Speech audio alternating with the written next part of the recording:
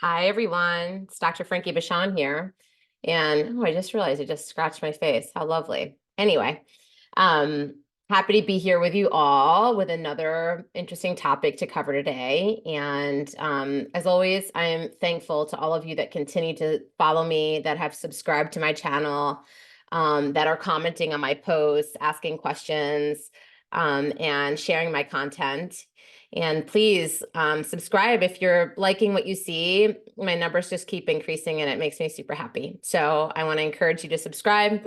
You can click the bell below this video and you'll get notifications on when we post. My team and I post new videos. We have a podcast too weekly that we record called Love, Laughs, and Lessons. And we're deep into a matchmaker series. So if you're curious about matchmaking, how it works, you're thinking you might want to hire a matchmaker, or you think you may have a friend or a family member that could benefit from working with a matchmaker, feel free to, listen to, we've got like maybe 30 interviews so far with matchmakers all over the world who approach it a little differently, and they work with different parts of the population. They may specialize in a certain segment of the population, and they're talking about all different ways to date better, date smarter, and the behind the scenes of what it's like to be a matchmaker and how we do what we do. For those of you that are new to me, I am a clinical psychologist, a board certified sex therapist, and also a professional matchmaker. And I've been matchmaking my entire adult life and actually started in my teens without even knowing that that was what I was doing.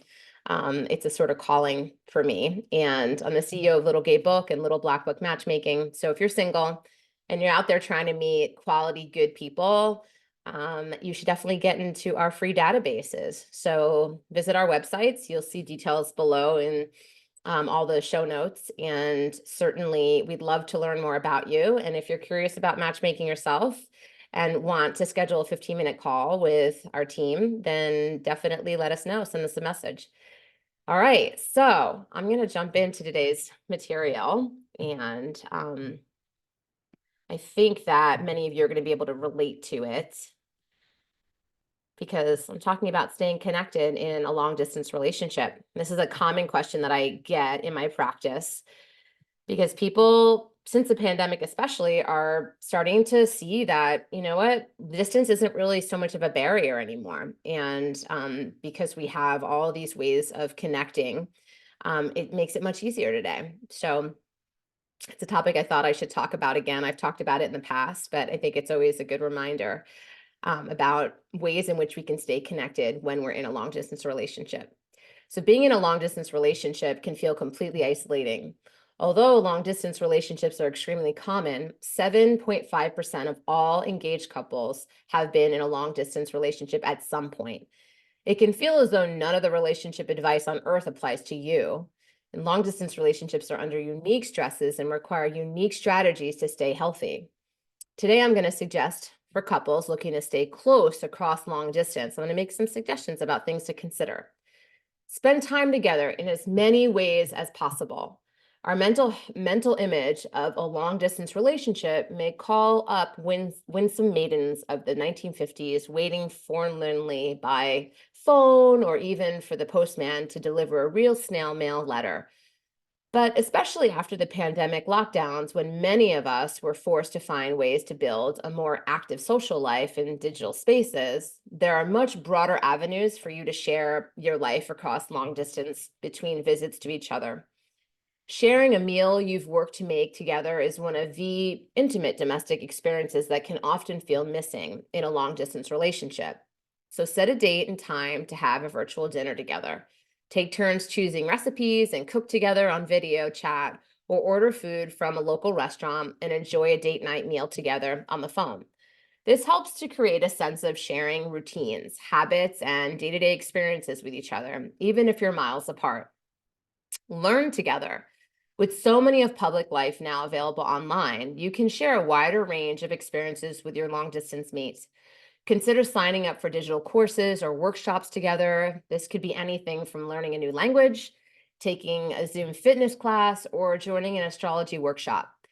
This can be a meaningful way to learn more together about a part of your shared life, or get more understanding into your partner's hobbies. letting yourself both be beginners at something together can be a great way to grow closer and build intimacy. It also allows for more interesting conversation. Play as a team. Gaming has become a much more broadly popular hobby in recent years. And even if you've never picked up a PS2 controller, there are a huge range of ways to recreate the domestic delight of board game night online. Build an island together in Animal Crossing or a cooperative farm in Stardew Valley. If you have a group of friends to play with, consider Among Us or even an online tabletop role-playing game with tools like One More Multiverse. Have a read along. Sharing experiences is an important part of a relationship, and so is getting to share in your partner's reactions to the world around them as it actually happens, something that can feel impossible in a long-distance relationship. Reading a book together offers the chance to do both while connecting on an intellectual level, which I know for many people is really, really important. Share your calendars. It can feel really frustrating and discouraging to wait hours for a long distance partner to text you back and wonder if they're just busy or if something is wrong. To be accidentally stood up for a phone date because you crossed your wires, use a shared online calendar to see how your days are progressing and find free time with each other. You can also use it to plan and schedule activities together, which can feel more special and intentional than vague verbal plans for Tuesday night.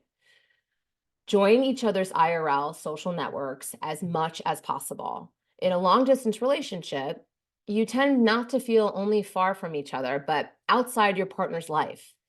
If you likely don't share friend groups or much social overlap, while it's tempting to spend all your time with each other when you get to have visits, try to make time to get to know their friends and community as well. It's great to try to integrate ways your partner can remain connected to your larger social ecosystem from a distance, too, even if it's just a group chat about The Bachelorette. Be transparent and realistic about the future. Most of us don't intend to stay in long distance relationships indefinitely. It's normal to want to prioritize a future where you can be together full time. It's also normal to feel overwhelmed by the challenges that may be involved here.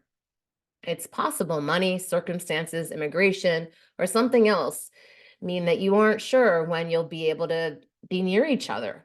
It just makes sense, or make sure to keep an open line of communication. You always want to be communicating, right?